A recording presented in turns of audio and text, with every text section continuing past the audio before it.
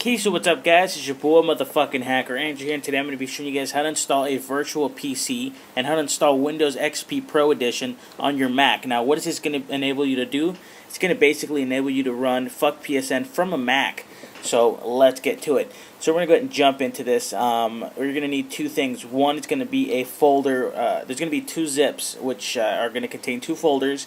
One of them will contain the Windows XP Professional Edition with its serial that I will provide. I will upload this myself instead of you guys going around with the torrents and shit. I will upload it myself and give it to you guys.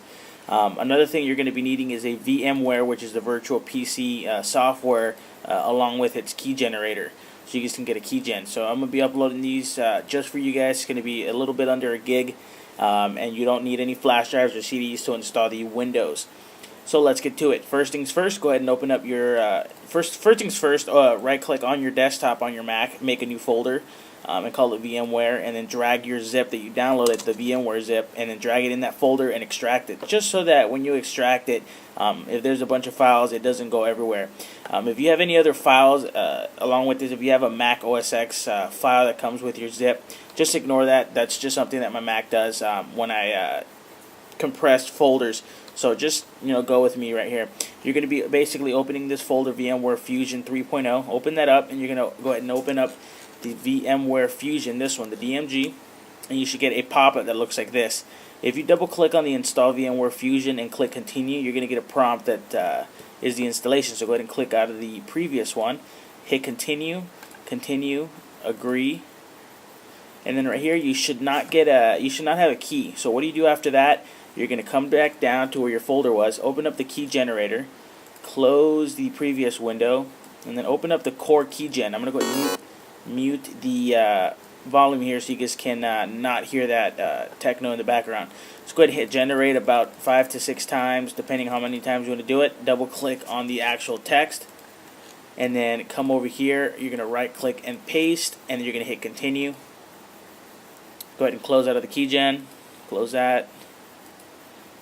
And then you want to click on your hard drive, hit continue, hit install, and then we're going to go ahead and we're going to put my password.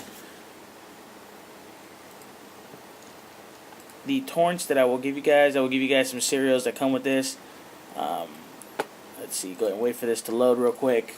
Like I said, guys, I always test everything out, make sure it works before I release a video to you guys, so I hope this helps anybody out there with Macs.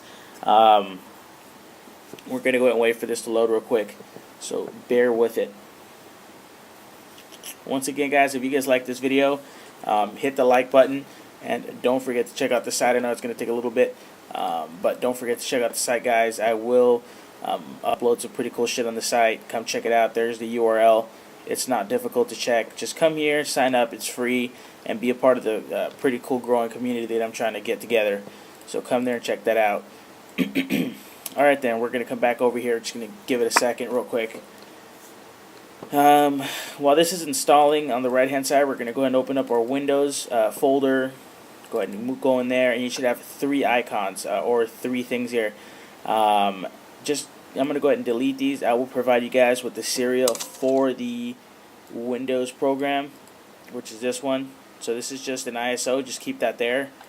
We're basically waiting for the VMware Fusion to install. Just go ahead and wait with it. Eject that keygen, it's no longer needed.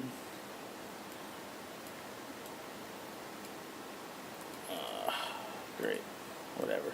Alright then, there it is. Took a little while, but it did it. Alright, I do apologize, but we do have to sit through the installation. I don't like to skip or edit parts like that. I want to make sure everything's taped, and you guys can actually see everything step by step. Alright, let's see. Let's see when this thing is going to load. It's taking forever.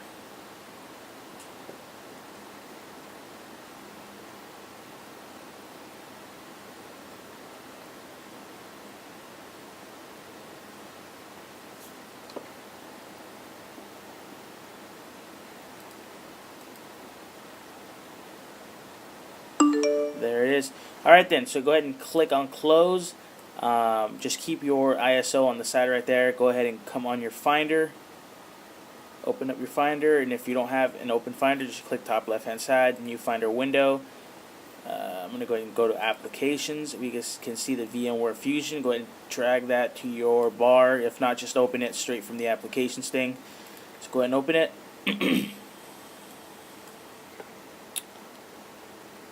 Go ahead and click Later and click Skip this version and then move this over.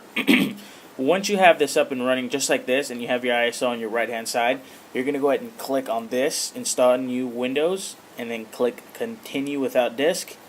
Click on this button and then go to Desktop, Windows, Windows Fuel, Windows XP Pro, ISO, and click Choose. Then it should automatically recognize it. Go ahead and hit Continue, and then hit Continue again. And then you're going to go ahead and click. You can install a password. I don't suggest you install a password because it gets annoying. Just, it's Windows. It's just going to cause more of a boot up lag. So go ahead and wait for that. Now the Windows product key, which is the one that I will give you guys from the torrent site. Go ahead and one more time, highlight it, right click copy. And you're going to go ahead and paste that in there. And you're going to hit Continue. And you're going to click on More Isolated so you can drag and drop your your files between your Mac and your Windows, just like it says here. So click More Isolated and then click Continue, and then you should have all this stuff here. And then always open virtual machine when VMware Fusion starts. So go ahead and click Yes and click Finish, click Save. There it is.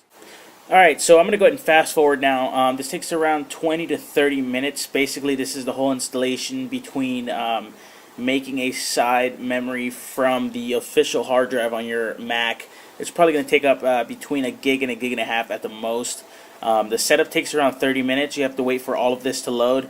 The blue screen followed by the Windows XP Pro Edition load-up screen, followed by a 5-minute setup, and then additionally to that, followed by a 10-minute of the VMWARE tools. Basically what the VMWARE tools do is basically synchronize your Mac, your official Mac computer, to the virtual PC and install all the drivers that come with everything and all the little doodaddles that come with your Mac. So USB ports, DVD drive, trackpad, keyboard, all that type of shit. So this takes a couple of minutes. Just bear with it.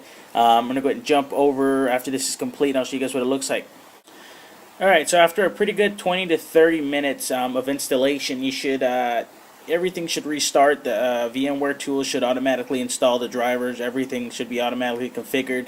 The reason why I chose this program for you guys is because it enables drag and drop of files such as the one that I just dragged and dropped from my Mac to the virtual PC, which is pretty cool. I think it's better.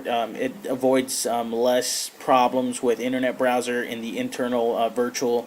So completely eliminates that. But anyway, once you're done with that, you want to click on Start Run, and you're going to type in CMD.